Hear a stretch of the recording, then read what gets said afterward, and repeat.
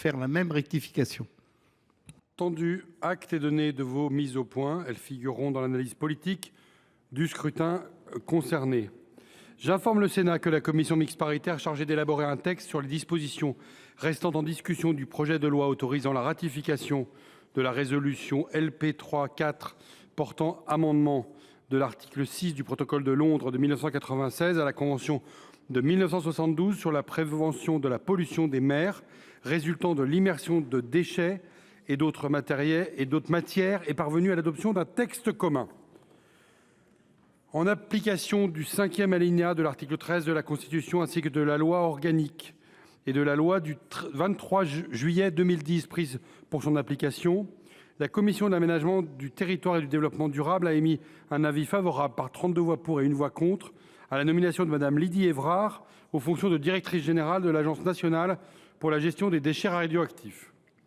La commission des lois a émis un avis favorable par 37 voix pour et 1 voix contre à la nomination de M. Christian Charpy aux fonctions de président de la Commission nationale des comptes de campagne et des financements politiques. Monsieur le ministre d'État, mes chers collègues, l'ordre du jour appelle la discussion de la proposition de loi organique tendant à modifier le grand II de l'article 43 de la loi organique numéro 2004-192 du 27 février 2004 portant statut d'autonomie de la Polynésie française, présentée par nos collègues Madame Lana Tetuienui et Monsieur Teva Rohfritsch. Ce texte a fait l'objet d'une consultation de l'Assemblée de la Polynésie française qui a émis un avis défavorable le 24 avril 2025. Dans la discussion générale, la parole est à Madame Lana Tetuienui, auteure de la proposition de loi organique, pour 5 minutes. Vous avez la parole, ma chère collègue.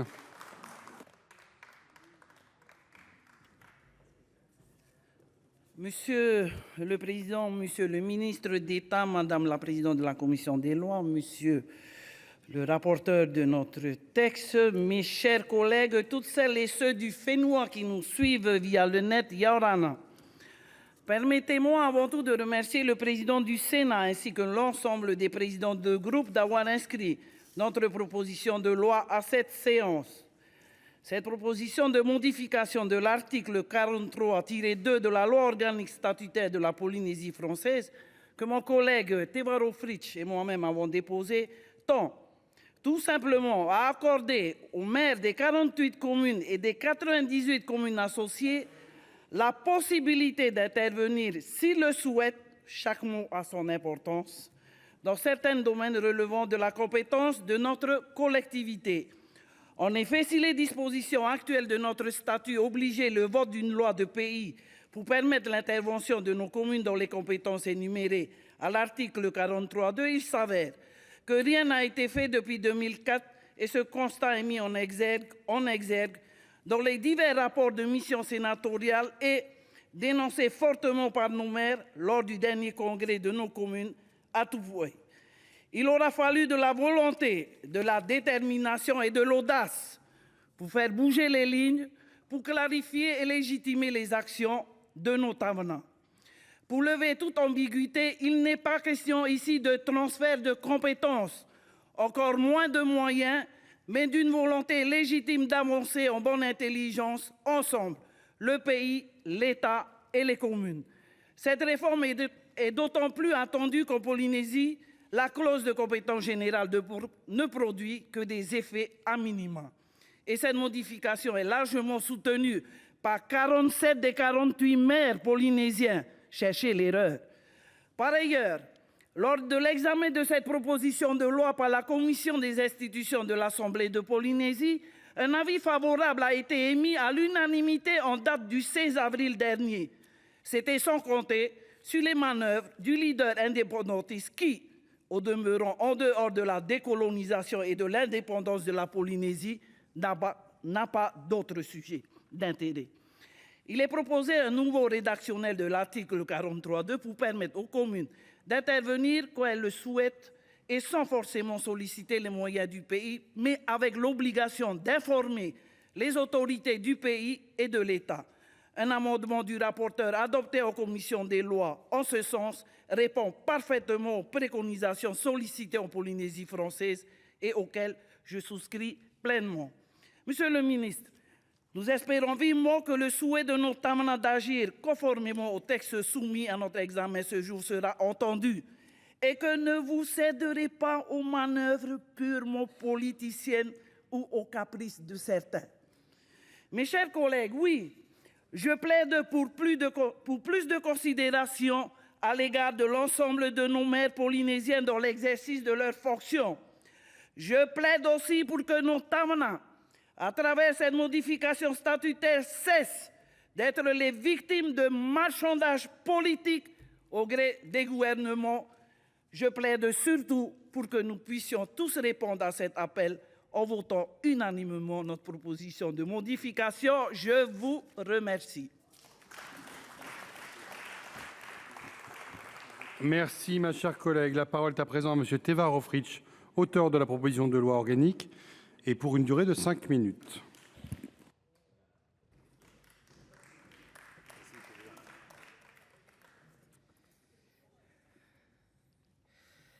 Monsieur le Président, Monsieur le Ministre d'État, Madame la Présidente de la Commission des lois, Monsieur le rapporteur, Président Darnaud, mes chers collègues, nous vous soumettons aujourd'hui avec Lana Tetuanui, avec force et conviction, une proposition de loi organique très attendue par nos maires de Polynésie, nos Tavana. Il s'agit de modifier le statut de la Polynésie française pour permettre enfin à nos communes de répondre efficacement aux besoins concrets de leurs habitants dans des domaines autres que ceux de l'eau, de l'assainissement ou du traitement des déchets ménagers. En Polynésie, la clause générale de compétence n'a pas été attribuée aux communes, mais au pays, la collectivité. Depuis l'adoption de la loi organique du 27 février 2004, l'article 43 du statut de la Polynésie française prévoit que pour intervenir dans certains domaines d'intérêt local, les communes polynésiennes doivent être expressément et préalablement habilitées par une loi de pays, selon un mécanisme lourd. Ce mécanisme, en 20 ans, n'a été mobilisé que 3 fois, cela a été rappelé, notamment lors de la crise Covid pour des mesures sociales d'urgence. Vers qui se sont alors tournés l'État et le pays en plein chaos?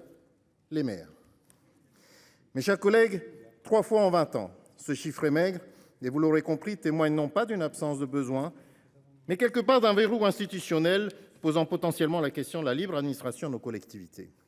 Nos communes constituent le seul maillon visible de la République, le seul lien direct entre nos populations et une autorité publique, la seule porte où il est possible de frapper lorsque surviennent les urgences du quotidien ou pour de simples démarches administratives. Oui, nos îles sont paradisiaques, mais isolées par l'océan sur une étendue de 5 millions de kilomètres carrés. Dans nos îles, le mot résilience n'est pas un fait philosophique, mais un défi quotidien, avec pour lourd fardeau le paroxysme de la vie chère sur fond de carence des services publics. Et dans ce cadre, c'est vers nos Tavana que se tournent leurs administrés quand ils requièrent une intervention sur des dispositions relevant du champ de compétences du pays.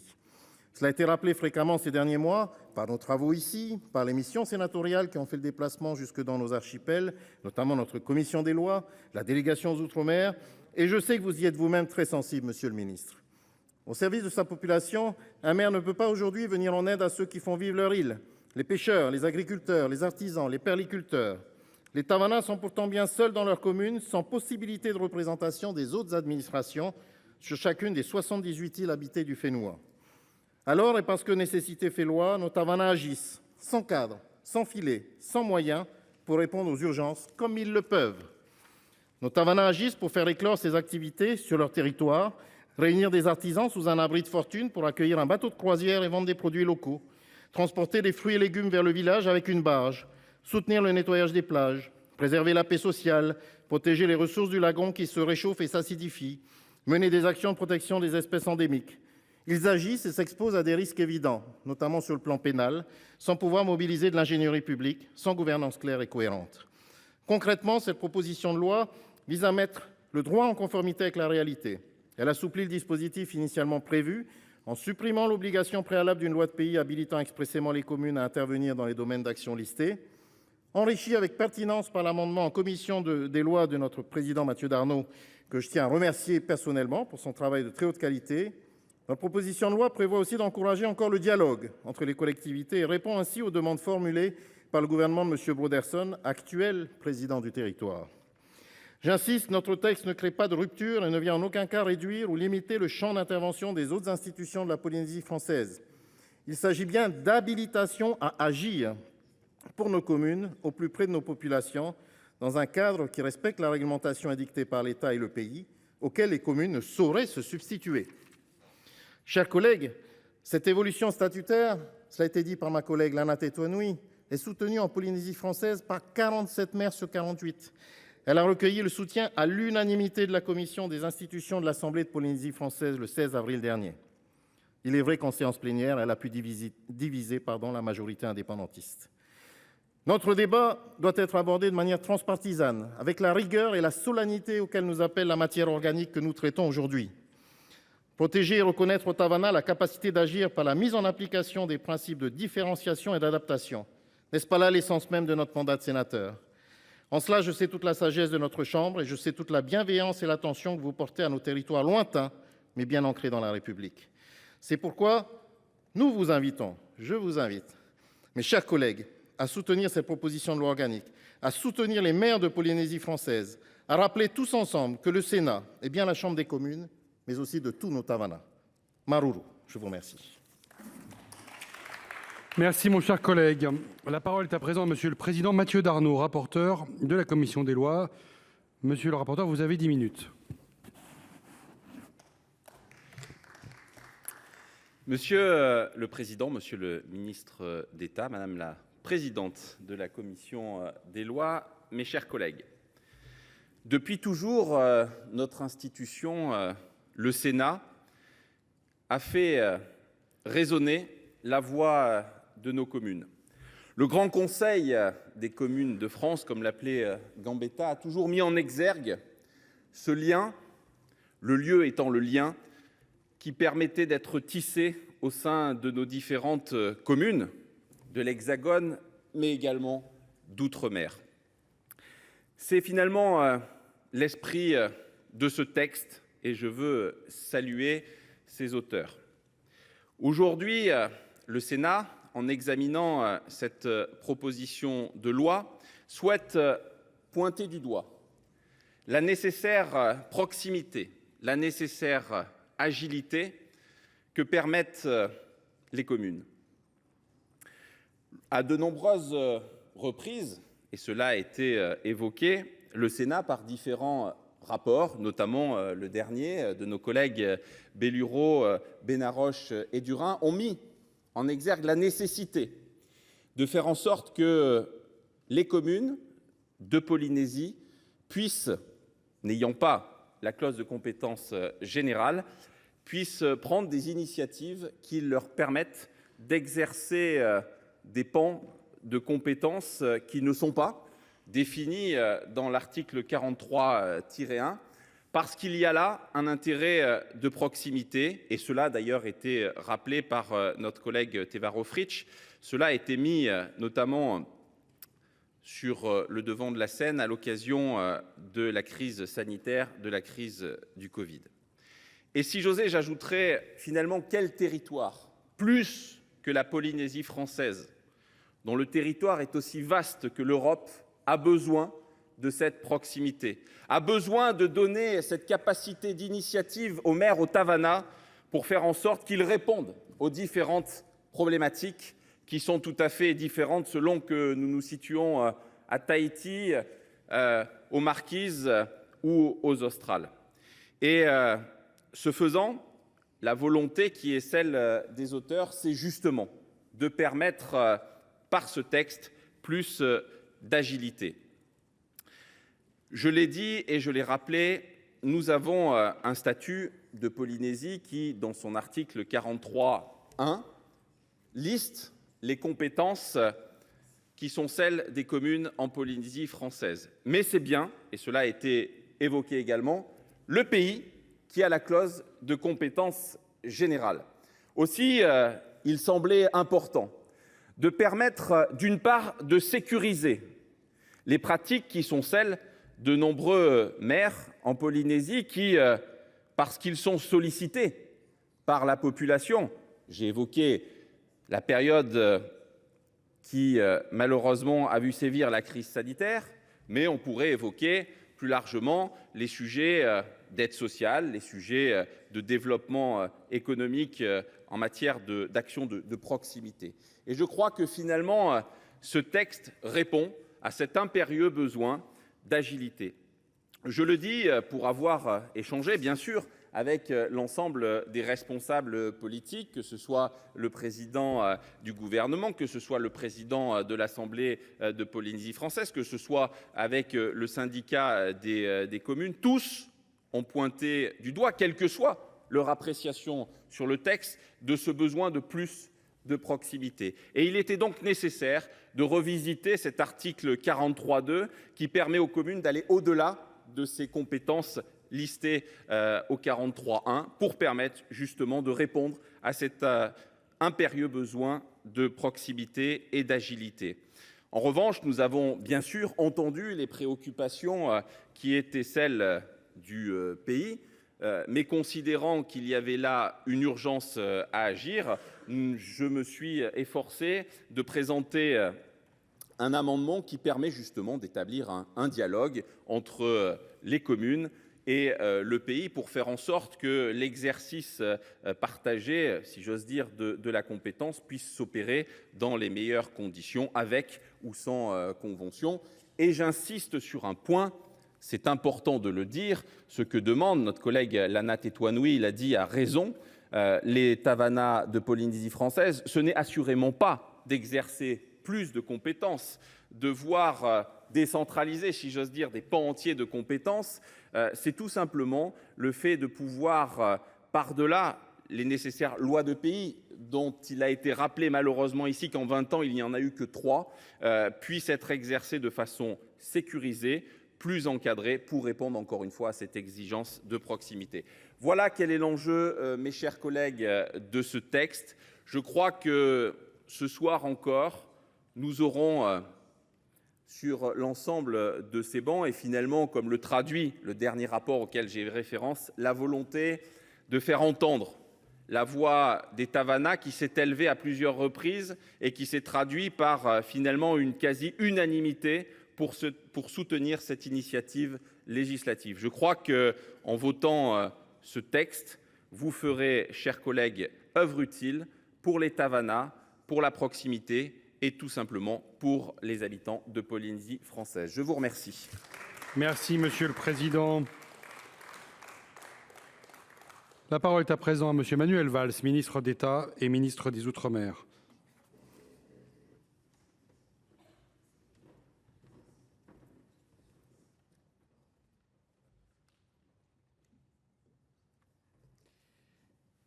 Monsieur le Président, Madame la Présidente de la Commission des lois, Mme Chantal Jourda, Monsieur le rapporteur, Président Mathieu Darnaud, Madame la sénatrice Lana Tetuanui et Monsieur le sénateur Teva Rohfritsch, auteur de la proposition de loi organique, Mesdames et Messieurs les sénateurs. La Polynésie française est un territoire unique au sein de la République. Elle abrite plus de 280 000 habitants, répartis sur 48 communes, elles-mêmes disséminées dans 5 archipels. 118 îles, dont 76 sont habitées. 4 000 km de terre émergée dispersée sur 4 millions de kilomètres carrés d'océan, soit, il faut toujours le rappeler, la superficie de l'Union européenne. De sorte que les enjeux et les attentes ne sont pas les mêmes selon que l'on habite aux Marquises, dans les îles du Vent ou dans les Australes. Ces quelques chiffres permettent de mieux appréhender le contexte dans lequel intervient cette initiative. Le cadre institutionnel qui est celui de la Polynésie est également unique. Il est le fruit de la géographie, vous l'avez compris, mais aussi de l'histoire.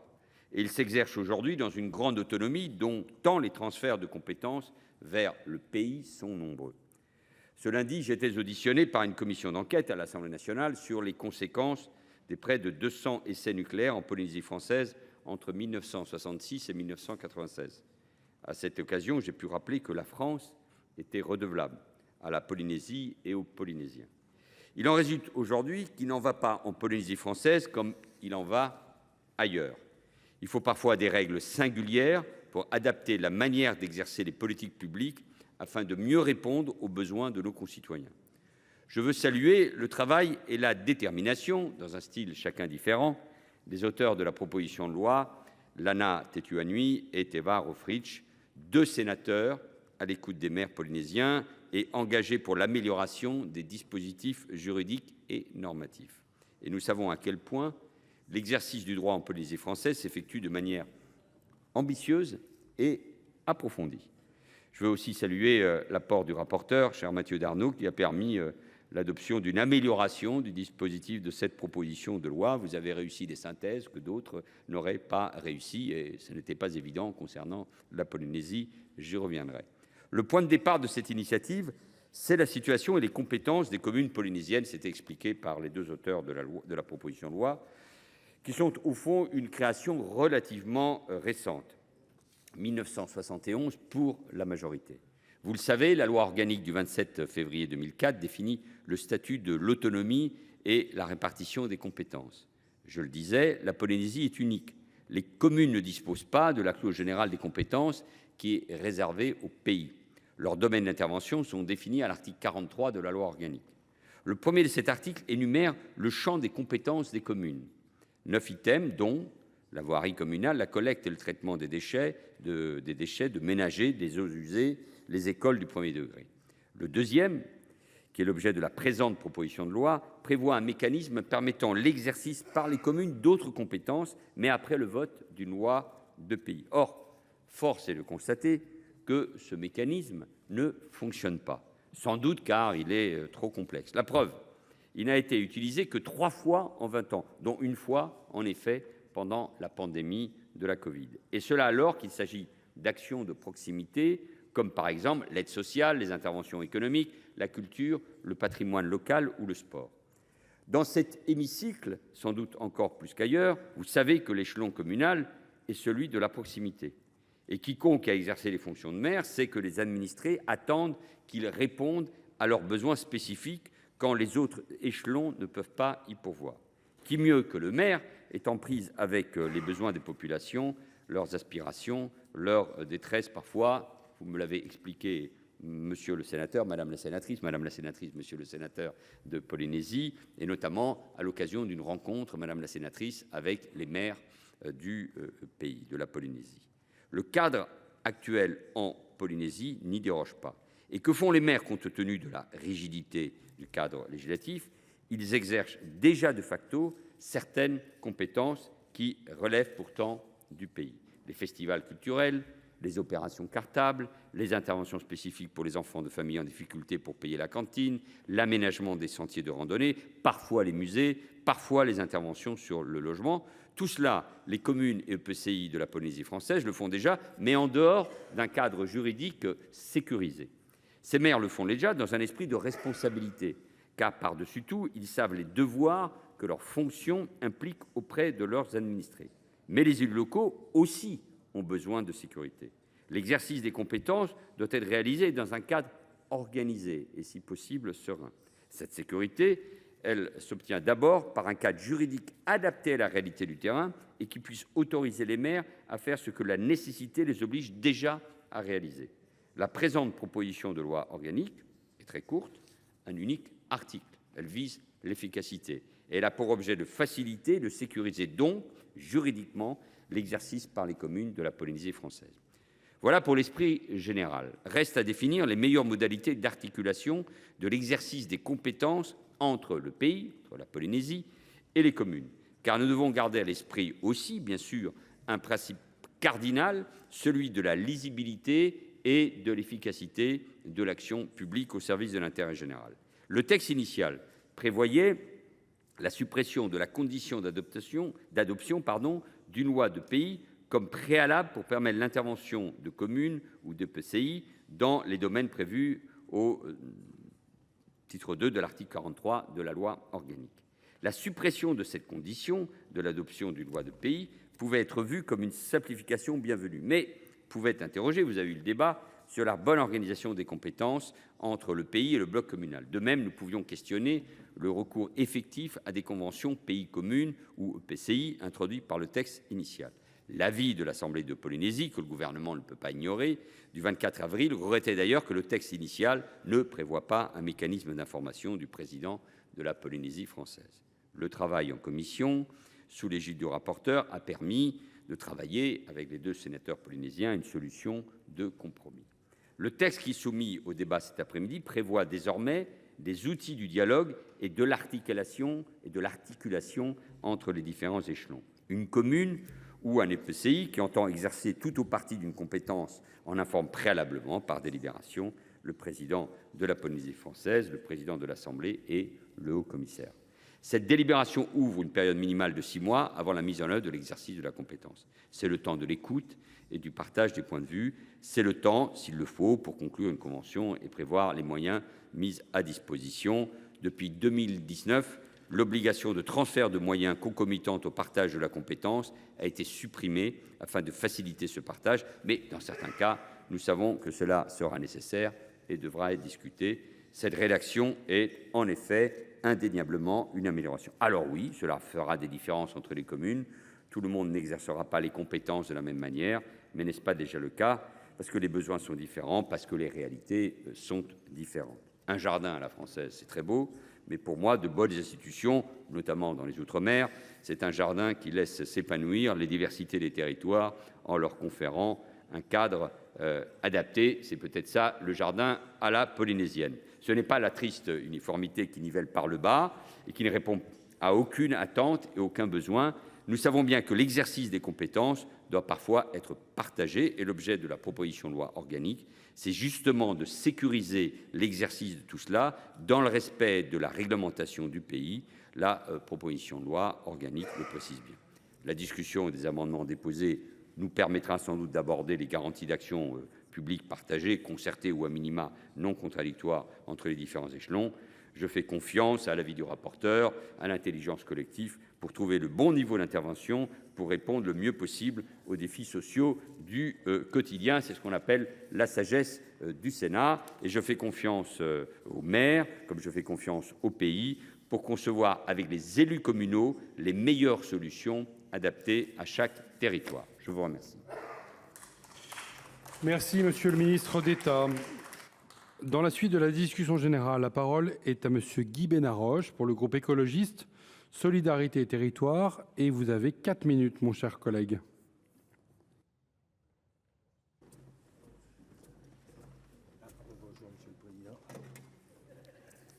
Voilà.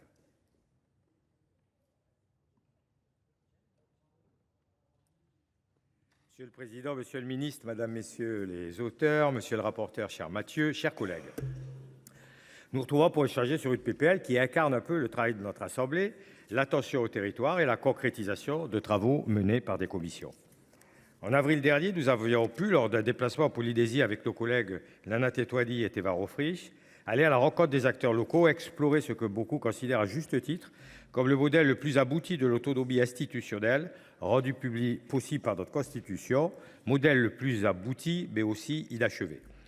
Aussi, nous avions rédigé un rapport sur le sujet et quelques préconisations, dans celle de la capacité de reconnaître de plein droit aux communes certaines compétences, relevant actuellement de la compétence du pays. C'était la proposition 18 et c'est l'objet de cette PPL. Actuellement, comme cela a été répété dans le rapport d'information de 2024, nous assistons à la réticence du pays à mettre en œuvre l'article 43 de la loi organique que nous souhaitons modifier. En 20 ans et en prenant en compte l'élargissement de 2019, des compétences en jeu pouvant être mobilisées par une commune après approbation par une loi de pays, seules 3 lois de pays ont autorisé l'exercice d'une partie de ces compétences sur des questions très limitées ou lors de circonstances exceptionnelles. Le rapporteur l'a bien résumé. Certaines de ces matières sont déjà investies par les communes et le dispositif de loi de pays n'a que très rarement été mobilisé et avec un objet particulièrement restreint. Cela fait peser un risque juridique fort sur les collectivités qui, dans les faits, exercent parfois déjà de facto certaines de ces compétences de proximité. Aussi, notre commission a travaillé sur la notion d'opérationnalité de la mesure en prévoyant qu'une convention facultative puisse être conclue entre les communes ou les EPCI et la Polynésie française afin de préciser le cadre de ces interventions et les moyens mis à leur disposition, et en prévoyant également un mécanisme d'information préalable du pays sur les actions que les communes ou les EPCI entendent mener. Le dispositif proposé vise donc à permettre de se détacher d'une autorisation votée par l'Assemblée en la remplaçant par des conventions entre la Polynésie et les communes ou EPCI. Il reprend la promesse, elle aussi inachevée, de la loi 3DS, celle de la différenciation. Il ne s'agit pas d'imposer de nouvelles compétences aux communes de manière globale, mais de permettre à celles qui en ont envie ou besoin, et aussi les moyens, de le faire. une possibilité d'agir, mais dans un cadre de coordination avec le pays. Ce texte a reçu un soutien massif des maires, 45 sur 48, et un soutien tout aussi massif initialement de l'Assemblée. En effet, dans son rapport, la Commission des institutions de l'Assemblée de la Polynésie française avait rendu un avis unanimement favorable à ce texte pour des raisons plus complexes, vraisemblablement liées au contexte politique local et à l'arrivée potentielle d'un autre texte concurrent. Motaï Broverson, le président du pays, et Anthony Guéros, le président de l'Assemblée de la Polynésie française, ont localement exprimé et fait basculer le consensus pourtant établi. Cela nous amène tout de même, il faut le noter, au choix insatisfaisant, il l'est quand même, de voter un texte sans cette unanimité pourtant à la base des travaux. La Polynésie est un très beau territoire, je l'ai constaté, je l'ai vécu, j'en ai profité. Il est aussi un territoire morcelé et étendu sur près de 2,5 millions de kilomètres carrés. La centralisation excessive des décisions sur des enjeux parfois très locaux peut freiner le développement de certains territoires. Notre groupe Écologie, Solidarité et Territoires soutient à l'échelon local une action publique de proximité décentralisée.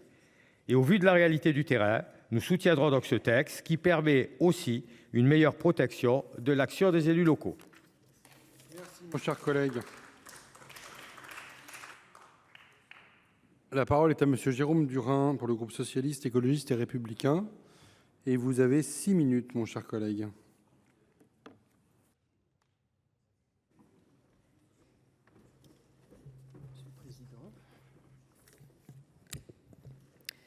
Monsieur le Président, Monsieur le Ministre, Monsieur le rapporteur, mes chers collègues, je suis très heureux d'être ici dans cette construction qui illustre le meilleur de ce que sait faire cette Chambre haute.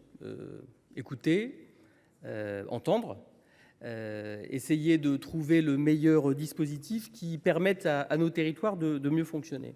C'est l'état d'esprit qui animait la délégation de la commission des lois, alors composée de François-Noël Buffet, de Nadine Bellureau, de Guy Benaroche, de Philippe Bonnecarrère et de moi-même, lorsque nous sommes allés en Polynésie en avril 2024 pour essayer de comprendre ce qui pouvait être amélioré. Il faut reconnaître qu'on a été bien aidés avec le regard bienveillant et d'un accompagnement serré de nos collègues Teva Rohfritsch et Lan Tetuani qui ont pointé avec nous les difficultés qui étaient liées au sujet institutionnel, en faisant remonter aussi des demandes, j'allais dire presque touchantes, des Tavana, des maires, qui nous ont dit, et je reviens aux 2,5 millions de kilomètres carrés, qui sont un sujet central. Le ministre me fait 5. Mais voilà, donc Guy était 2 fois en dessous de la réalité, donc c'était 5 millions de kilomètres carrés qui constituent ce territoire et qui rendent toute action publique différente de ce que nous pouvons connaître dans l'Hexagone. Cette proposition de loi organique donc s'appuie sur une des recommandations que nous avions formulées dans le rapport issu de ce travail. C'était effectivement la recommandation numéro 18, répondre à la demande pressante des Tavana, l'éloignement des territoires polynésiens les uns par rapport aux autres fait primer des enjeux territoriaux dans le débat institutionnel. Et comme évoqué avec d'autres orateurs avant moi, il s'agit de rendre plus aisé le contrôle d'actions de proximité dans certaines matières qui sont finalement essentielles au quotidien des citoyens de Polynésie. Alors la Polynésie française, communément appelée le pays, le développement économique, l'aide sociale, la culture ou le sport sont des compétences qui sont déjà exercées en pratique par certaines communes. On a bien vu que l'article 43 qui était évoqué tout à l'heure rend les choses finalement pas si simples et qu'il n'est pas allé au bout de ses promesses. Dans le cadre du statut d'autonomie, l'idée était que les communes puissent intervenir dans des matières qui relevaient notamment normalement de la compétence du pays, avec ces lois pays qui n'ont pas été dictées. On aurait pu avoir, avec ce système, une subsidiarité, une adaptation fine des politiques publiques aux réalités locales. Une faculté qui n'est pas utilisée, une loi qui n'est pas appliquée est une mauvaise loi et il faut y revenir. C'est ce que nous faisons aujourd'hui. Depuis 20 ans, aucune loi du pays n'a été adoptée pour autoriser ces interventions communales, à l'exception d'une mesure exceptionnelle durant la crise du Covid-19. Ce blocage a conduit de nombreuses communes à agir en dehors d'un cadre juridique clair, par nécessité, notamment pour répondre aux urgences sociales, logement, alimentation, aide aux familles, etc. Le groupe socialiste, écologiste et républicain défend favorablement la volonté de mieux adapter le droit aux réalités du terrain et de permettre aux communes d'intervenir de manière autonome afin de reconnaître l'importance de leur rôle dans la cohésion sociale et dans le maillage territorial du service public. Voté à l'unanimité en commission des lois, ce texte a été heureusement enrichi par un amendement de l'excellent rapporteur Mathieu Darnaud, qui prévoit de mettre en place une procédure d'information préalable du pays sur les interventions envisagées par la commune de l'EPCI. On a là un dispositif qui concilie la décision locale, l'information, la possibilité d'une convention. Je crois que ça vient boucler la boucle et rendre ce dispositif tout à fait opérationnel. En permettant d'ouvrir un espace de dialogue entre la commune ou l'EPCI et les autorités du pays, on peut déboucher sur une convention qui peut aider financièrement à préciser la nature, la complémentarité des interventions de chacun. Ça n'est sans doute pas l'idéal, mais ça correspond à la démarche de petits pas, projet par projet, qui permettra sans doute de créer une confiance mutuelle entre les autorités communales et celles du pays. Et c'est bien tout le sens de ce que notre mission avait envisagé et souhaité en formulant ces propositions. Merci, mon cher collègue. La parole est à présent à Monsieur Pierre Médevielle pour le groupe Les Indépendants, République et Territoires. Et vous avez 5 minutes.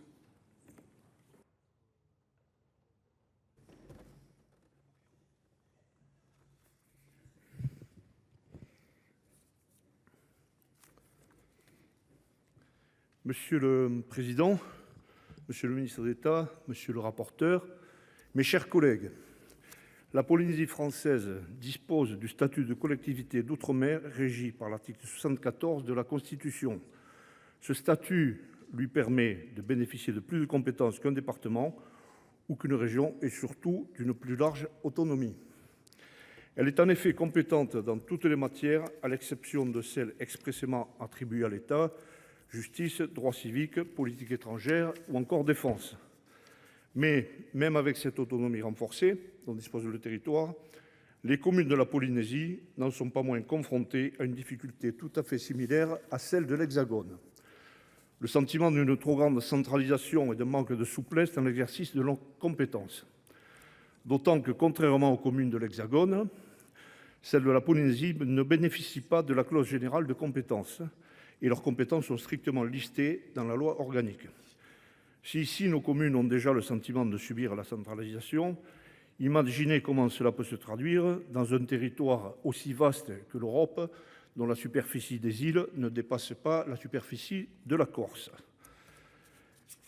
Un territoire d'une telle taille ne permet pas une centralisation excessive, elle risque de bloquer l'action des communes. C'est pourtant ce que prévoit l'article 42 de la loi organique portant statut d'autonomie de la Polynésie française. Le 2 précisément impose aux communes l'autorisation par une loi du pays pour pouvoir intervenir dans différentes matières telles que le développement, l'aide sociale, l'urbanisme, la culture ou encore la jeunesse et le sport. Un dispositif qui manque donc de souplesse et qui de ce fait n'a utilisé que 3 fois depuis sa création il y a 20 ans. Pour autant, la réalité et la nécessité d'agir s'imposent aux communes de la Polynésie pour répondre aux besoins de la population. Elles doivent mettre en place des structures aussi basiques et essentielles que des cantines scolaires, par exemple, sans pouvoir attendre à chaque fois une loi. Mais en agissant ainsi, les élus se situent alors en dehors du cadre légal. Les communes ont donc 2 choix, laisser les concitoyens sans solution pour les besoins essentiels, ou alors engager leurs responsabilités pénales. Ni l'une ni l'autre ne sont satisfaisantes.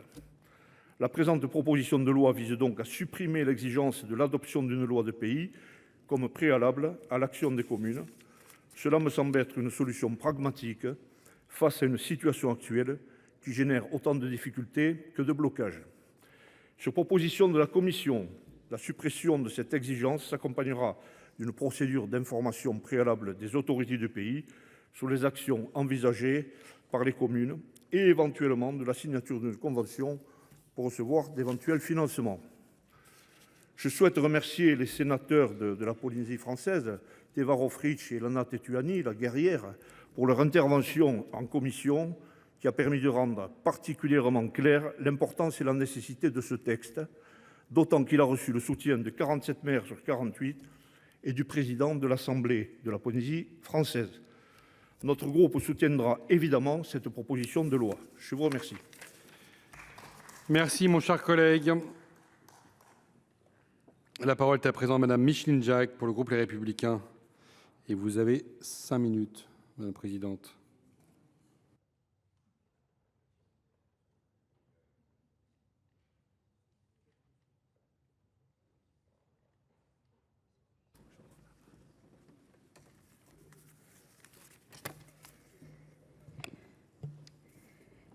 Monsieur le Président, Monsieur le Ministre, chers collègues, Yaorana à nos amis polynésiens. Comment ne pas souscrire d'emblée au dispositif proposé par la proposition de loi organique visant à modifier le statut de la Polynésie française, porté conjointement par nos collègues Lana Tetuanui et Teva Rohfritsch. En effet, dans les Outre-mer, plus qu'ailleurs, la décentralisation et l'organisation territoriale doivent être mises au service de l'adaptation. C'est une des approches au cœur des travaux de la délégation aux Outre-mer que j'ai l'honneur de présider. Le rapport « L'action de l'État Outre-mer pour un choc régalien » présenté par notre ancien collègue Philippe Bas et notre collègue Victorin Lurel a centré la problématique de l'adaptation des modes d'action de l'État aux caractéristiques des territoires sur l'organisation de l'État. Ils ont montré à quel point l'ancrage et l'acclimatation aux réalités locales doivent contribuer à renforcer l'action de l'État. Je crois inutile de rappeler que la Polynésie française s'étend sur un territoire maritime aussi vaste que l'Europe et rassemble 115 îles. Il va donc sans dire que l'insularité des îles, qui sont aussi des communes, impose une double décentralisation. La même problématique se pose à un degré moindre, évidemment, à la Guadeloupe également. Ainsi, c'est pour tenir compte des difficultés particulières posées par les distances en Polynésie française que la possibilité de se voir déléguer des compétences du pays a été ouverte par le législateur organique avec l'article 43.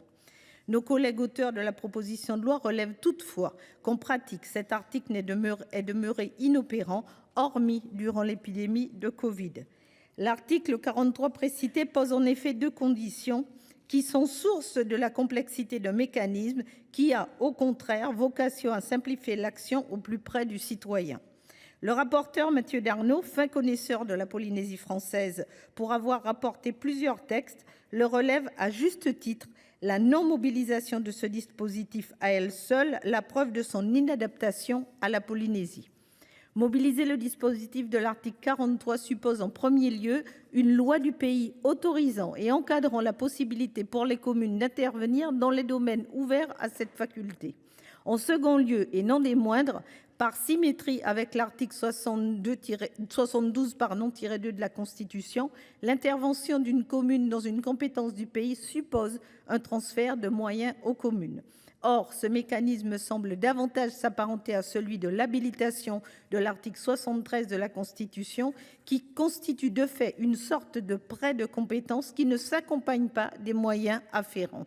Permettez-moi du reste de saisir l'occasion de notre débat pour ouvrir une parenthèse et observer que se pose peut-être pour le dispositif d'habilitation la même problématique d'inadaptation, les demandes d'habilitation étant peu nombreuses. À mon sens, la proposition de nos collègues Lana Tetuanui et Teva Rohfritsch s'inscrit dans une logique facilitatrice et c'est heureux. Le Tavana est encore plus apte à être l'échelon le mieux placé pour agir lorsqu'il s'agit d'îles isolées et peu peuplées. Dans ce contexte, l'aide sociale peut être mieux ciblée par le Tavana, généralement fin connaisseur de la réalité de ses administrés. Il en va de même pour l'urbanisme, enjeu cardinal de l'aménagement du territoire. C'est un sujet que nous connaissons bien à Saint-Barthélemy, car l'urbanisme cristallise les équilibres sociaux, économiques, financiers et de l'action publique de manière d'autant plus forte que le territoire est exigu. Les 2 autres domaines, l'aide et les interventions économiques, tout autant que la culture et le patrimoine local, sont là encore des leviers du dynamisme local et qui mieux que le Tavana peut en apprécier la portée. À une exception près, les communes polynésiennes ont approuvé la proposition de loi organique. C'est donc qu'elles y voient une amélioration. Elles pourront donc agir de manière complémentaire à l'action du pays en y apportant la précision et la proximité. On peut aussi voir dans cet assouplissement aussi un gage d'économie dans les coûts de fonctionnement. Le démembrement de l'ensemble des services est impossible pour le pays et lourd à gérer. Une plus grande efficacité pourra être acquise avec une coordination facilitée et améliorée entre le pays et les communes. En ma qualité de président de la délégation aux Outre-mer, je ne peux qu'encourager toute forme d'adaptation qui correspondrait davantage aux besoins des territoires à chacun des échelons. Le groupe LR soutient la demande des Tavana et votera donc ce texte. Je vous remercie. La présidente. La parole est à présent M. Bernard Buis pour le groupe du Rassemblement des démocrates, progressistes et indépendants. Vous avez 5 minutes.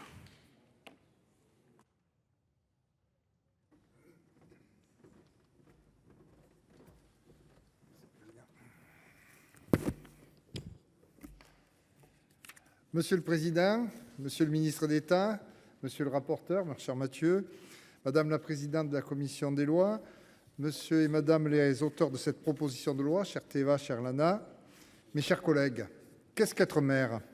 Incarnant la République de proximité, le maire est l'élu qui agit en première ligne au quotidien, avec des moyens souvent modestes, mais toujours dans l'intérêt de ses concitoyens. Et, à l'heure où nos concitoyens sont de plus en plus exigeants envers les élus, le maire reste, il faut bien le reconnaître, un repère pour beaucoup, en prise avec les réalités du terrain. Mais pour avoir une capacité d'action, encore faut-il en avoir le droit.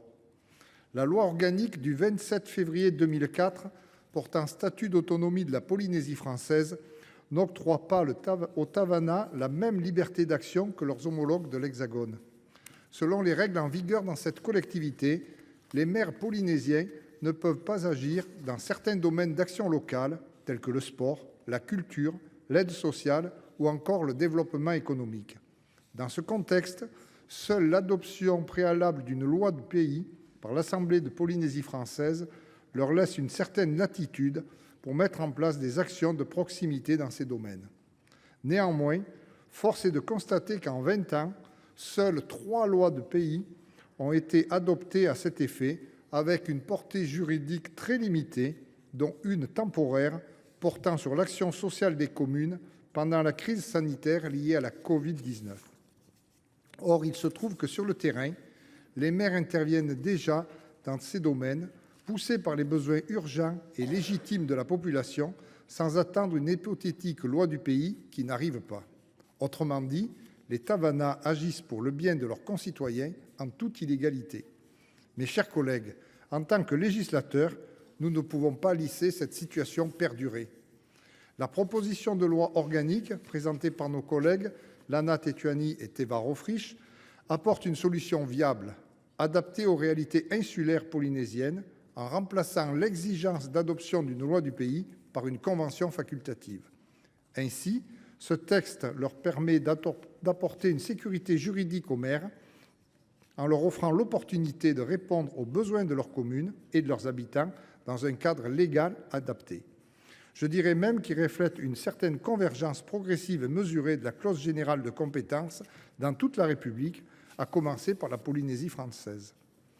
Un élargissement du cadre juridique placé sous le signe du dialogue grâce à l'amendement de notre collègue rapporteur Mathieu Darnaud, voté en commission des lois. Avec cet amendement, la commune ou l'EPCI devra, après délibération, informer préalablement les autorités du pays et le haut commissaire de la République des actions envisagées et de leurs modalités de mise en œuvre. Une procédure facilitant les échanges et le respect mutuel entre les communes, le haut commissaire et le pays. Mes chers collègues, comme beaucoup d'entre vous ici, j'ai été maire de la commune de Lèche-en-Diois pendant près de 24 ans.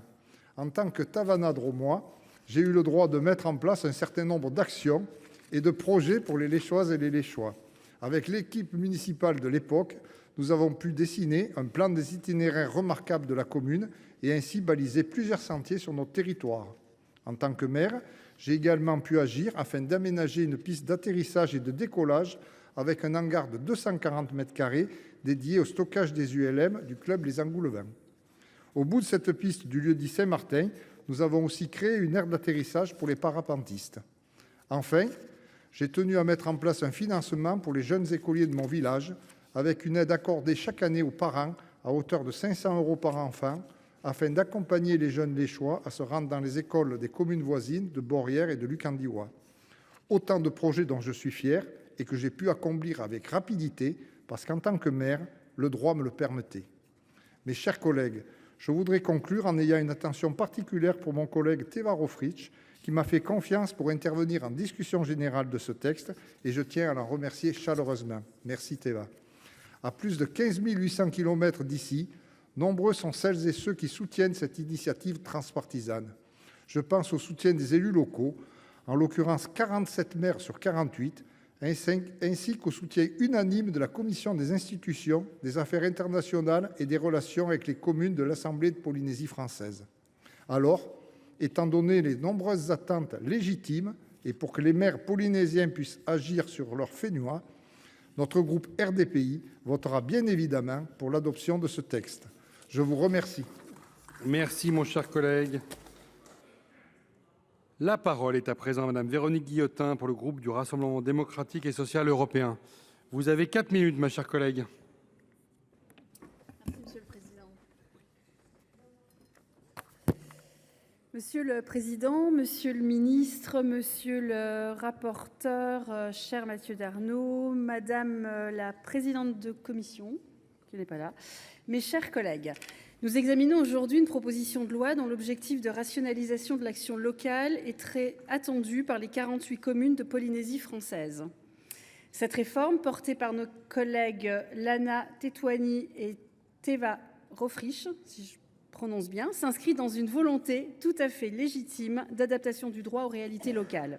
Cela a été souligné par les auteurs depuis la loi organique du 27 février 2004, l'article 43 du statut d'autonomie de la Polynésie française impose aux communes de recourir à une loi de pays avant d'intervenir dans certains domaines.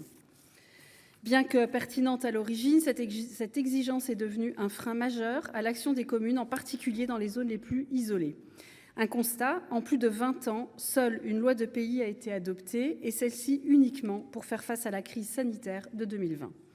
Les communes, notamment celles des archipels éloignés, sont souvent les seules à pouvoir répondre aux besoins urgents de leur population. L'absence des services déconcentrés dans ces zones les contraint à agir localement, sans pour autant disposer d'un arsenal administratif satisfaisant. L'obligation de passer par une loi du pays empêche des réponses efficaces aux besoins immédiats de la population. La proposition de loi vise donc à supprimer cette exigence. En modifiant l'article 43, elle permet désormais aux communes et à leurs établissements publics de coopération intercommunale d'intervenir directement sans devoir attendre cette loi de pays. Le texte prévoit toutefois un mécanisme de coordination en imposant aux communes de notifier leur intention d'agir au pays et au haut-commissaire de la République. C'est un bon équilibre. Cette notification permettra d'assurer une bonne coordination entre les différents acteurs sans freiner l'initiative locale tant attendue.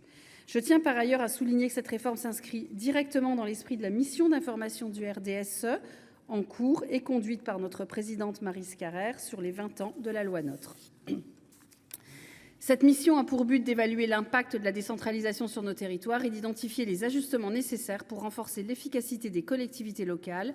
Enfin, nous y sommes dans le cas qui nous concerne. Ce texte incarne en effet parfaitement cet objectif en offrant plus de flexibilité aux communes de Polynésie française. Enfin, le dispositif permet aux communes de répondre efficacement aux défis locaux sans imposer des charges financières supplémentaires à l'archipel. Cette souplesse permettra aux collectivités locales de s'adapter plus rapidement et plus efficacement aux spécificités de leur territoire. Le groupe RDSE, évidemment, soutient pleinement cette proposition de loi, convaincu qu'elle constitue un progrès tangible vers une gestion plus réactive du territoire ultramarin. Je vous remercie. Merci. La parole est à présent à Madame Isabelle Florennes pour le groupe de l'Union centriste. Et vous avez 6 minutes, ma chère collègue.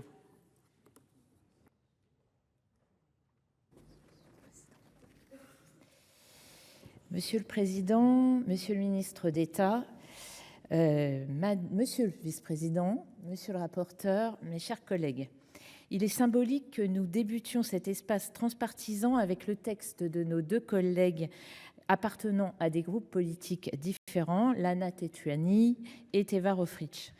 Cette proposition de loi organique, comme les auteurs nous l'ont expliqué il y a quelques instants, vise à donner davantage de compétences aux collectivités de Polynésie française. En effet, le dispositif actuellement en vigueur en Polynésie semble mal adapté à la situation polynésienne, comme vous nous l'avez précédemment rappelé. Les compétences communales sont actuellement conditionnées à l'adoption d'un acte de l'Assemblée de la Polynésie française, dite loi du pays. L'article 43 du statut d'autonomie de la Polynésie vient opérer la distinction entre les compétences que les communes exercent directement et celles où elles ne peuvent intervenir qu'après l'adoption d'une loi du pays et dans le cadre de la réglementation fixée par la Polynésie française. Je précise que ladite loi du pays n'a pas pour effet de transférer la compétence du pays vers les communes, mais seulement de permettre l'intervention des communes en la matière. Le dispositif en vigueur empêche aujourd'hui les communes ou les EPCI d'exercer des actions de proximité pourtant indispensables au profit des habitants de leur territoire. Cette disposition n'a été utilisée qu'à 3 reprises depuis 2004 pour permettre une meilleure répartition des compétences entre le pays et les communes de Polynésie française. Ces lois de pays étaient a fortiori de portée limitée et l'une d'entre elles était à visée temporaire car elle portait sur l'action sociale des communes pendant la crise du Covid-19. C'est donc une simplification que proposent nos 2 collègues par le biais de ce texte.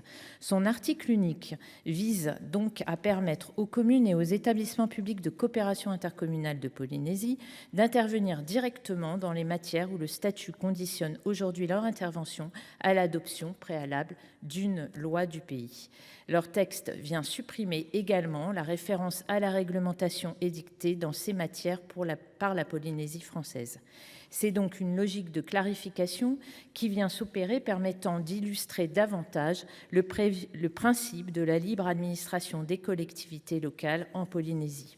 Les communes et EPCI pourront ainsi exercer les compétences prévues dans le statut sans l'adoption de la loi de pays. Je tiens également à saluer le travail du président Darnaud, rapporteur de ce texte.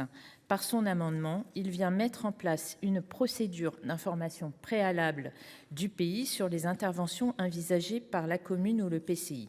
Les interventions sollicitées par ces collectivités ne pourront intervenir qu'à l'expiration d'un délai de 6 mois.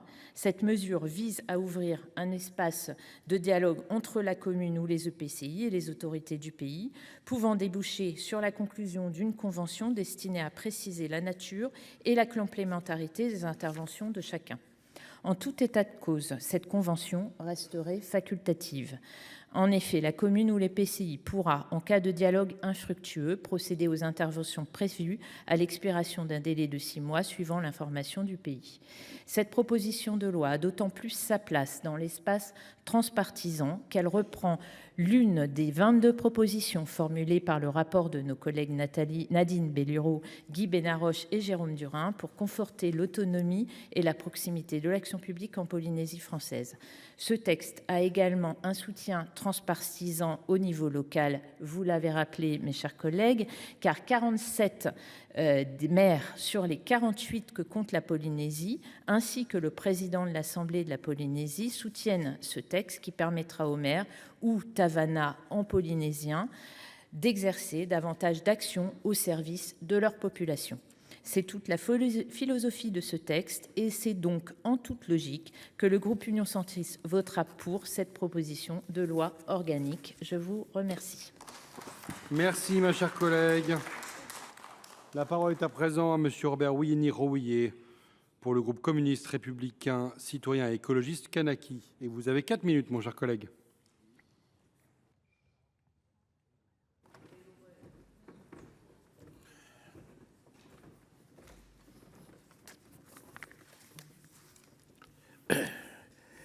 Monsieur le Président, Monsieur le Ministre, Monsieur le rapporteur, mes chers collègues. Je voudrais d'abord saluer également les 2 collègues Lana Tetuanui et puis Théodore Roffrich, auteurs de la proposition de loi qui permet de donner un coup de projecteur sur le travail acharné et souvent peu reconnu des maires avec leurs conseillers dans nos pays d'outre-mer. La proposition de loi organique que nous examinons aujourd'hui touche à un point fondamental, la reconnaissance effective du rôle des communes dans les outre-mer. Il s'agit ici d'un cas d'un de nos voisins du Pacifique, celui de la Polynésie française. Dans les discussions sur l'évolution institutionnelle des Outre-mer, nos communes sont souvent les oubliées. À l'heure où nous examinons la proposition de loi pour la Polynésie française, les maires de la Kanaki, Nouvelle-Calédonie, préparent également l'avenir institutionnel de nos communes en intégrant des réflexions telles que l'élargissement de leurs compétences, J'en profite pour les saluer et les encourager dans leurs travaux. Pourtant, cette institution de proximité, qui est la plus ancienne, a souvent porté des défis majeurs dans la gestion des réalités des populations. Ayant été confronté de près aux défis de la gestion locale, en étant moi-même premier magistrat communal, je peux comprendre les difficultés auxquelles sont confrontées les communes de Polynésie. Souvenez-nous de la crise du Covid. Qui était là pour distribuer les masques, organiser la solidarité, relayer les messages de prévention ou répondre en l'urgence aux besoins les plus nécessiteux? C'était bel et bien les maires. Et ce, sans lever d'impôts, sans fiscalité propre, dans une logique de service public pur et désintéressé. Cela doit nous interroger. Nous le disons ici, la proposition de loi organique qui nous est soumise part d'un constat juste. Il faut redonner de l'air, de la clarté et de la reconnaissance à l'échelon communal. Oui, certaines compétences gagneraient à être mieux définies, à être exercées de manière plus souple, plus cohérente. La proposition de loi prévoit une convention qui précisera les modalités d'intervention et les moyens mis à disposition. Ainsi, et dans un même mouvement, je ne peux ignorer, et nous ne pouvons ignorer, la position exprimée par l'Assemblée de la Polynésie française qui s'est majoritairement prononcée contre ce texte. Et cette parole, il ne nous appartient pas de la balayer d'un revers de main. Elle mérite le respect et elle dit une certaine crainte, celle d'une nécessité de plus de concertation, des inquiétudes sur des futurs équilibres internes au pays, d'une meilleure clarté sur des responsabilités morales, pénales et financières, et sur la cohérence des politiques publiques entre institutions concernant l'exercice des compétences. Il s'agit de redonner confiance, moyens et respect à l'échelle communale. Je ne suis pas polynésien, je suis kanak. Je comprends la force des symboles et la fragilité des équilibres.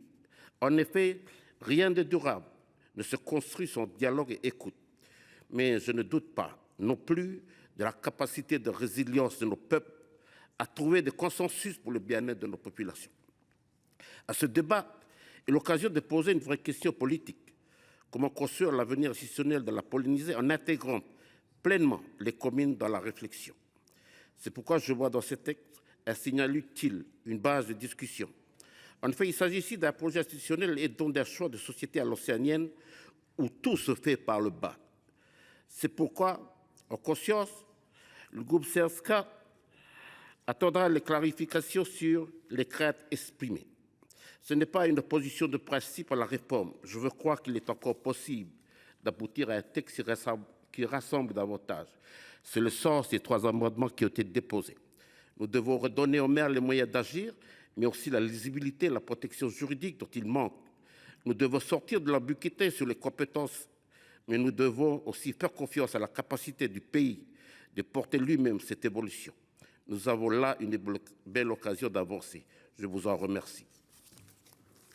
Merci, mon cher collègue. Et enfin, la parole est à monsieur Georges Naturel pour le groupe Les Républicains. Et mon cher collègue, vous avez 4 minutes.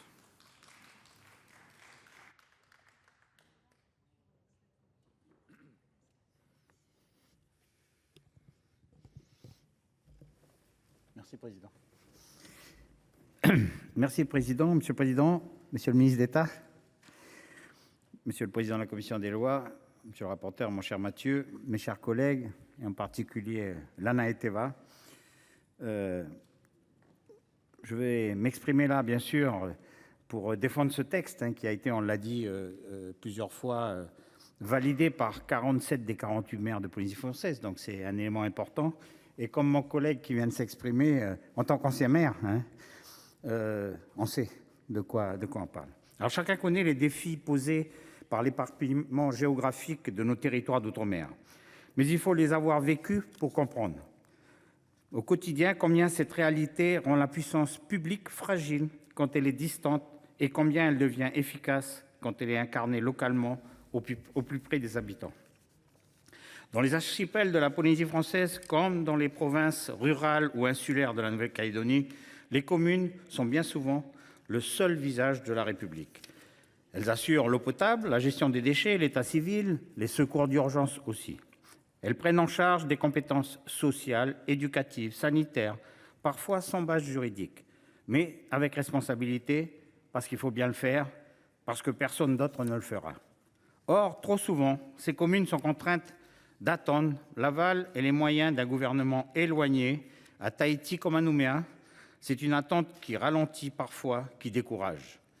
Et dans le cas polynésien, le mécanisme prévu depuis 2004 pour encadrer cette intervention des communes par l'adoption de lois de pays n'a été mobilisé que 3 fois en 20 ans, et toujours sur des objets très limités. On a parlé tout à l'heure de la crise sanitaire. Ce constat d'immobilisme a conduit nombre de maires à agir en dehors du droit et avec les risques que cela implique pour eux. La proposition de loi organique que nous examinons aujourd'hui vise précisément à lever ce verrou en Polynésie française en autorisant les communes à intervenir de plein droit dans certains domaines de proximité comme l'aide sociale, la culture, le sport ou le développement local, sans attendre une loi de pays, mais en permettant, si elles le souhaitent, d'encadrer leur action par convention. Ce texte ne bouleverse pas l'équilibre institutionnel, il ne remet pas en cause les compétences du pays, il ne procède à aucun transfert autoritaire, il permet simplement ce que la pratique impose déjà, que les communes puissent exercer des responsabilités dès lors qu'elles sont en situation d'y répondre, avec le soutien de leurs administrés. Il prévoit que cette action puisse être encadrée par convention avec la Polynésie française, mais sans en faire une condition préalable. Il rétablit en somme la confiance dans l'intelligence des élus de terrain et dans leur attachement au cadre collectif. Cette subsidiarité est une adaptation logique à la géographie, à la réalité de terrain et à la volonté des élus locaux de répondre présent. Et permettez-moi de souligner un autre mérite de ce texte. Il sécurise enfin juridiquement ces initiatives locales, car aujourd'hui, les maires qui prennent leurs responsabilités le font souvent dans une zone grise, exposés à des risques juridiques, sans garantie de financement ni appui en ingénierie. Ce n'est plus tenable. À la légitimité démographique doit correspondre une sécurité juridique, et ce texte le permet. Je veux ici saluer les auteurs de cette proposition, nos collègues polynésiens, ainsi que les travaux de la commission des lois, qui ont su en préserver l'esprit tout en renforçant les garanties de coordination avec le pays. Le dialogue est maintenu, la hiérarchie des compétences respectée et l'action de proximité est enfin rendue possible. C'est d'ailleurs dans ce sens que vont les préconisations du rapport sénatorial rendu à l'issue d'une mission d'avril 2024 en Polynésie française. Il y a là un socle solide, équilibré, pour faire évoluer le statut de manière pragmatique. Et je veux, pour conclure, élargir un instant mon regard. La Nouvelle-Calédonie, monsieur le ministre, observe cette réforme avec beaucoup d'intérêt, car nous connaissons les mêmes tensions, les mêmes besoins et les mêmes attentes. Nos communes rurales, nos communes insulaires, aux moyens parfois dérisoires, assument pourtant des responsabilités de plus en plus lourdes. Et elles le font avec courage, avec inventivité, mais trop souvent avec des outils juridiques dépassés ou inadaptés à nos réalités archipélagiques. Donc je voudrais le dire, comme l'a dit ma collègue présidente de la délégation Outre-mer, les Républicains voteront ce texte. Merci, mon cher collègue. La discussion générale est close. Nous passons à la discussion du texte de la commission avec, à l'article unique, un amendement numéro 1 de Madame la présidente Cukierman. Je vous en prie, Madame Margaté, pour le défendre, s'il vous plaît. Merci, Monsieur le Président. Donc, cet amendement, en lien étroit avec les échanges que nous avons eus avec le gouvernement de la Polynésie française, vise à apporter une clarification attendue dans l'organisation de l'action publique locale sur le territoire polynésien. La rédaction actuelle fait référence au respect de la réglementation édictée par le pays. Mais chacun ici sait que cela ne suffit pas à rendre compte de la réalité de l'action publique. Le pays ne fait pas que normer, il planifie, impulse, il porte des politiques publiques souvent transversales qui mobilisent des moyens importants et structurent des trajectoires de développement à long terme. C'est dans ce cadre que s'inscrit cet amendement, non pas pour contraindre, mais pour organiser, non pas pour limiter la libre administration communale à laquelle notre groupe est profondément attaché, mais pour permettre à chacun d'agir dans un cadre lisible, cohérent et partagé. S'agissant des compétences listées au 2e de l'article 43 de la loi organique, la coordination n'est pas un luxe, elle est une nécessité démocratique, car au bout de la chaîne, la responsabilité suivant la compétence, ce sont bien souvent les communes qui porteront la charge budgétaire, juridique ou pénale.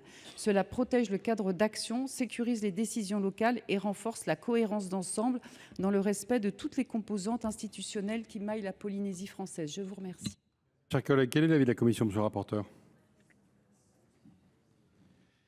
Oui, Monsieur le Président, je comprends tout à fait l'esprit de cet amendement. Pour autant, je voudrais souligner 2 choses. La première, c'est que nous avons souhaité, après avoir échangé, comme je l'ai dit tout à l'heure dans la discussion générale, avec l'Assemblée de Polynésie, avec l'ensemble des Tavana et de leurs syndicats, avec le président de la Polynésie, tous ont pointé du doigt le besoin d'agilité. Tous ont souhaité unanimement faire en sorte que cet article 43.2 puisse être utilement complété par certaines dispositions. Vous souhaitez que, par-delà l'amendement que j'ai fait voter en commission, nous puissions, dans le texte et à travers cet amendement, faire en sorte que les politiques publiques de la Polynésie, du pays, puissent se retrouver dans la convention qui reste facultative, ou puisse être portée par les Tavana et les communes dès lors qu'un accord serait trouvé. Moi, je veux simplement mettre en garde. Je crois que permettre, au cours des 6 mois qui feront que la commune, que les Tavana discuteront avec le pays, un accord puisse être trouvé qui permettra d'exercer le pont de compétences ou de mener les actions souhaitées dans les meilleures conditions. Il faut veiller à ce que l'on n'alourdisse pas la charge pour les maires. J'insiste sur ce point, et notre collègue Dromois a eu l'audace de faire le pendant avec sa commune dans l'hexagone de Lèche-en-Diois. Il est évident que si on rend trop complexe la démarche, alors il sera pour des communes comme Ivaoa dans les Marquises, comme Toumara, Madame la sénatrice, beaucoup plus complexe de mener à bien ce travail, n'ayant pas nécessairement l'ingénierie requise que comme des communes comme Faa ou Papeete. Je pense qu'il faut laisser cette agilité, cette liberté et cette intelligence collective pour parvenir à un accord. Je vous remercie. Et donc ce sera un avis défavorable. J'ai compris que votre avis était défavorable. Monsieur le ministre d'État, quel est votre avis? Monsieur le Président, je serai bref. Vous êtes arrivé, ce qui évidemment n'enlève rien au droit d'amendement, ça a été dit suite aux différents débats, aux concertations, à un amendement porté par le rapporteur qui visait précisément à la fois à consolider cette agilité dont il a fait part et aussi à créer les conditions d'une cohérence avec le pays, entre le pays et les communes. Le gouvernement part du principe qu'il faut garder cette agilité, conforter le compromis qui a été élaboré. C'est pour ça qu'il exprime la sagesse concernant cet amendement. Je mets aux voix l'amendement numéro 1 qui a reçu un avis défavorable de la commission, un avis de sagesse du gouvernement. Qui est pour? Qui est contre? Qui s'abstient? Il n'est pas adopté. Un amendement numéro 3, Madame Margaté, je vous en prie. Merci, Monsieur le Président. Il s'agit ici de clarifier le caractère facultatif des conventions prévues par cette proposition de loi organique au grand 2 de l'article 43. Dans l'état du texte qui nous est soumis, la formulation, je cite, « Les modalités d'intervention respectives sont, le cas échéant, précisées par convention Cela pose une difficulté d'interprétation. Le recours au présent indicatif en droit tend à produire une obligation, là où l'intention du rapporteur, si l'on s'en réfère au rapport, est bien de préserver une souplesse dans les relations entre le pays et les communes sur la base d'une facultativité des conventions. L'expression « le cas échéant » n'efface pas cette ambiguïté. Elle ne désigne ni l'autorité qui apprécie la situation, ni les critères qui fonderaient l'opportunité d'une convention. Elle laisse donc ouverte la possibilité pour une collectivité locale de considérer qu'une convention s'impose et d'en tirer des conséquences juridiques, financières, voire contentieuses. On comprend ainsi que des inquiétudes puissent subsister. Ce que nous proposons ici est simple, mes chers collègues, substituer à ce sont un peuvent être.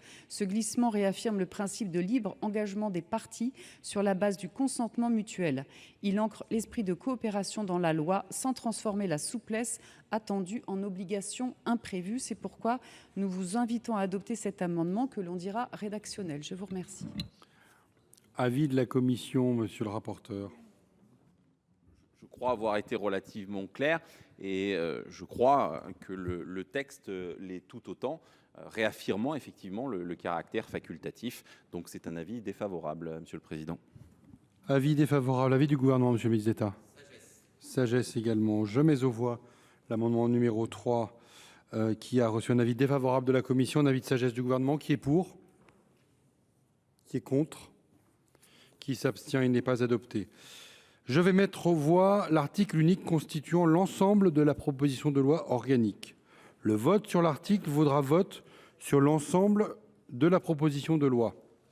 Y a-t-il des demandes d'explication de vote? Je n'en vois pas. Je mets aux voix l'article unique constituant l'ensemble de la proposition de loi organique tendant à modifier le grand 2 de l'article 43 de la loi organique numéro 2004-192 du 27 février 2004 portant statut d'autonomie de la Polynésie française. Alors, vous voulez faire une explication de vote? Madame Tétuani, je vous en prie.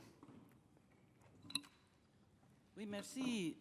Merci, Monsieur le Président. Il faut quand même qu'on dise merci à tout le monde. Enfin, c'est avant le vote. Enfin, je suis convaincu que... Au fait, je voulais juste dire à mon collègue de Calédonie, Robert, il y a quelque chose, il y a un mot quand même qui m'interpelle, qui m'a interpellé, c'est la parole. Robert, si tu peux m'écouter, la parole. Parce que nous sommes peuple polynésien en plus du Pacifique, très sensible aux mots, parole. Je pense, Robert, que ceux qui ont renié leurs paroles, ce sont ceux qui ont voté unanimement une semaine avant la séance publique. En commission, c'était un vote unanime. Et en séance, qui a renié sa parole? Je pose la question, mais en toute modestie. On a oublié une semaine après. Certains ont oublié le quotidien de 280 000 habitants au profit d'une seule personne. Et je tenais quand même à le dire. On ne peut pas sacrifier le quotidien des Polynésiens pour assouvir peut-être, et c'est moi qui le dis, les ambitions d'une seule personne. Merci. Merci, ma chère collègue. Monsieur Rovritch, je vous en prie. Oui, Monsieur le Président, pardonnez-moi.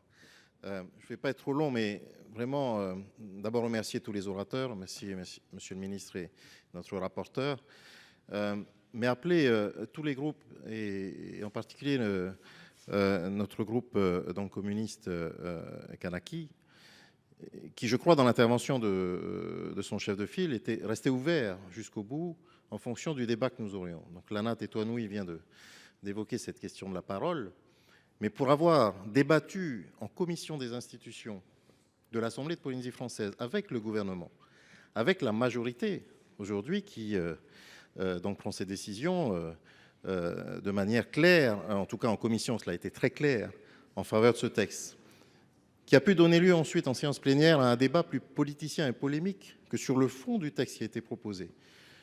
Et si l'on constate bien les votes qui se sont exprimés, ce n'est pas la majorité tout entière qui a rejeté notre texte, puisqu'il y a eu un débat de 29 contre 25 voix qui finalement se sont soldées, et avec un certain nombre d'abstentions sur les 57 représentants qui se sont exprimés. Donc on est bien tombé dans autre chose que le fond du sujet que nous évoquons aujourd'hui.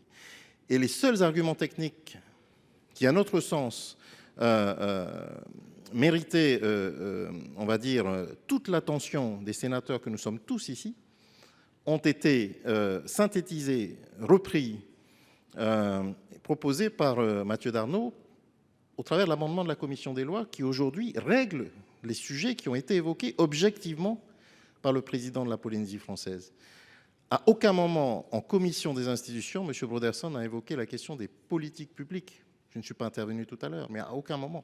Son souci était simplement que la réglementation polynésienne soit respectée, et ça y a été fait droit dans le cadre. Il lui a été donné raison dans le cadre de cet amendement porté par notre rapporteur. Donc j'appelle vraiment notre groupe, tous nos groupes, à soutenir cette proposition de manière transpartisane. C'est une niche transpartisane. Nous avons besoin de soutien de tous pour les maires polynésiens, pour nos populations polynésiennes dans nos îles. Ne rentrons pas dans la polémique politicienne, dans le débat qu'il peut y avoir entre nos groupes politiques en Polynésie française au sein de l'Assemblée. À mon avis, c'est notre devoir, c'est notre responsabilité en tant que sénateur d'être unanime sur cette seule question qui nous est posée aujourd'hui. Est-ce que les maires polynésiens auront capacité à agir et est-ce qu'on peut leur donner le cadre juridique pour pouvoir le faire alors qu'on sait tous qu'ils le font déjà aujourd'hui au péril de leur mandat et au péril parfois bien plus large de leur honneur d'homme politique parce qu'ils sont soumis potentiellement à des sanctions qu'ils ne méritent pas parce qu'ils comblent une lacune, une carence du service public. Voilà. Donc j'appelle vraiment au soutien unanime de ce texte. Merci. Merci mon cher collègue. Donc je mets aux voix l'article unique pour lequel, en application de l'article 59 du règlement, le scrutin public est de droit. Le scrutin est ouvert.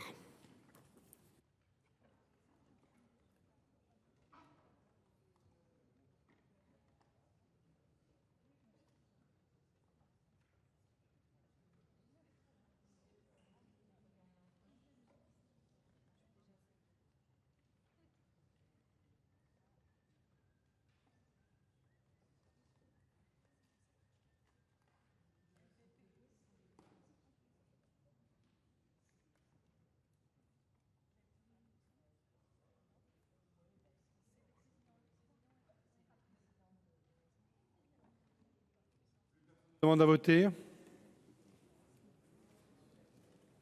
Le scrutin est clos. Nombre de votants 344, suffrages exprimés 326, pour 326, contre 0. Le Sénat a adopté.